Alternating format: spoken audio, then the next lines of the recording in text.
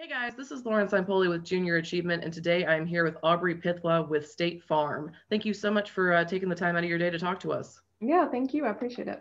Absolutely. So, in your own words, please introduce yourselves to our audience, who you are, what your job is, all that good stuff. Awesome. My name's Aubrey Pithwa. I'm a local State Farm agent here in Virginia Beach. We're all independently owned and operated, so I basically run and manage my own office, as well as obviously selling the State Farm products, which are mostly insurance related. Okay. See, I did not know that before. My coworker Natalie actually connected us, and I was like, "Oh, she owns. That's really cool." So, is this what you wanted to be when you grew up? Is this what the plan? Absolutely not. I was going to go to law school, and then I figured out I liked people too much, and I did not like reading that much. Sure. So I got into sales, started working for an agent fairly shortly out of college, loved it, and just eventually decided I wanted my own agency. Built your way up from there. That's Mhm. that's fantastic. So what does a typical day look like for you? One of the reasons I love my job is because my day is not boring and always consists of something new. So typically, I'm going to come in and check my email, as is like every job in America, essentially. But what I'm looking for are any leads that came in overnight. If anybody's had any inquiries asking for quotes, a lot of people do quotes online. And a lot of customers email me overnight with maybe a claims issue or a service question. And I try to catch up on all those first thing in the day.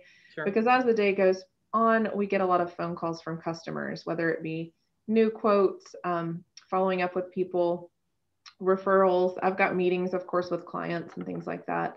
But as an owner, I'm also spending a lot of time working with my team. So the hiring and development aspect is time consuming as an owner, if that's something that you want to do one day, but it is something I enjoy. So sitting down with each of my team members, a lot of times it's questions that they have or working through applications, but also developing their knowledge base and training on a consistent basis. So yeah, every day is different. It sounds like it's pretty dynamic. You're dealing with a lot of individuals. That's really interesting. Keeps it interesting. That's for sure. Yes, it does. That's why I like it. We've got a lot of products, and it'll go from a payment to a complex claim to a customer appointment. So it keeps things different and interesting. Sure. And so, like, to that point, you're going to my next question, which is fantastic. But our company program students, they're learning about all the aspects of the business process in their classes. Selling is a large part of that. So could you share your insight and experience on the subject with, you learned about it in class, but this is what it's like to go and apply that. Sure. Sales is not what people think it is. It's not like car sales or insurance sales. We get a bad rap, but it's really just connecting with customers, finding it out what it is that they need. And the most important part of that is really deciding who is it that you're representing and who are you. So you've got to obviously sell the company. State Farm is a really easy company to brand and sell because it's the largest company. So I did love that about this industry and this company specifically, but you also have to decide within that what sets you apart, because like I said, every agency is run differently because we're all independently owned and operated. So how do I want to run my agency? Well, how does that set myself apart from the State Farm agent that's 2 miles down the road from me? And how do I convey that to a customer? A large part of sales is just being consistent and having confidence in both yourself and your product. Speaking to the consistency piece, if you ever talk to really high producers, almost all of them will say the same thing, which is that they do the same thing all the time. They're always asking the questions.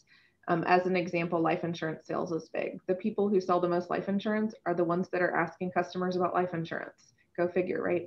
But also having the confidence in yourself and your product to be able to speak articulately about that, understand the customer needs. So being able to really have a good conversation with customers about who are they, what does their family look like, what's important to them, what's not important to them on the flip side of that, because you certainly don't want to talk to them about a product that they have no desire or need for. Sure.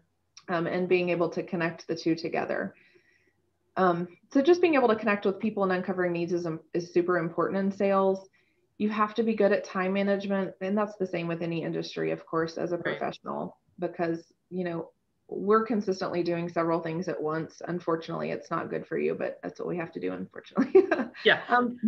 But being able to manage that. So having your task list, my team and I always just sit down consistently and talk about how we're managing what it is that we've got going on? How does nothing slip through the cracks? Have we called everybody back that we said we were going to call today, and spoken to and bound any applications that had to get bound today?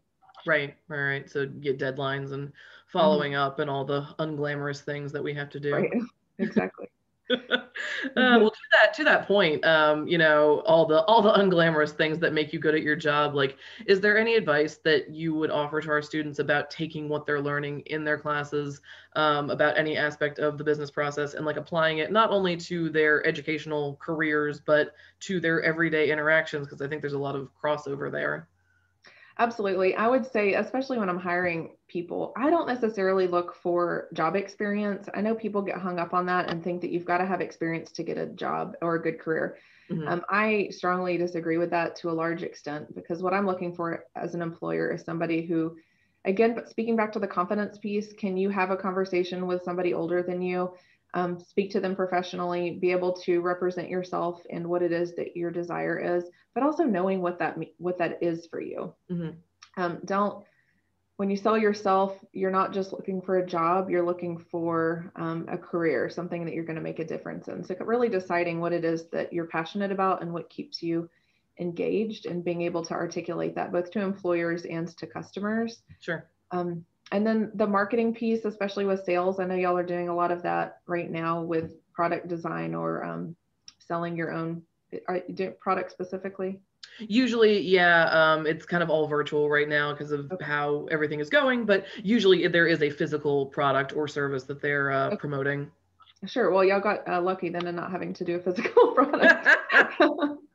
But marketing, as 2020 and COVID has really demonstrated, has moved so much to online. So a lot of it's trial and error. There's a lot of marketing you can do online. You can do Google search engine optimization. You can do Google AdWords. You can pay somebody to manage websites. A lot of companies will give you their own website, and being able to tweak that. Understanding, you know, putting up ads, how much do they cost in different arenas, and what your return on investment is for the different ads that you use. In my industry, I can buy internet leads from companies that are kind of sourcing them through online websites.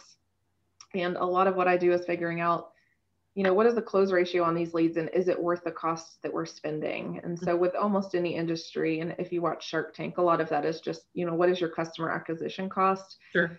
But that's just essentially figuring out how much are you spending in the different arenas, and what is working and what is not.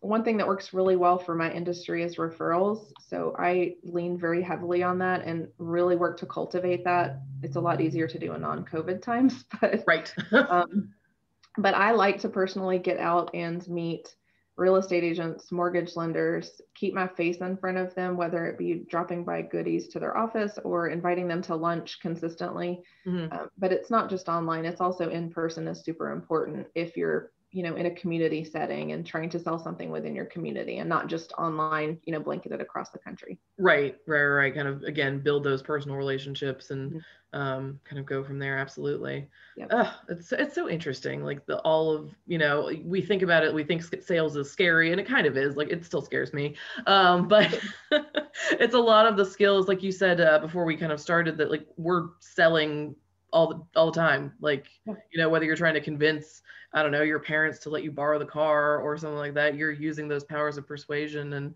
trying to get somebody kind of over to your side. And it's the same skills when you're selling a product. Yeah, absolutely. Excellent. Well, Aubrey, thank you so much for taking some time to talk to us. This has been great. And hopefully we'll see you maybe out in the world soon based on how things are going. Absolutely. Well, best of luck, everybody. Thank you.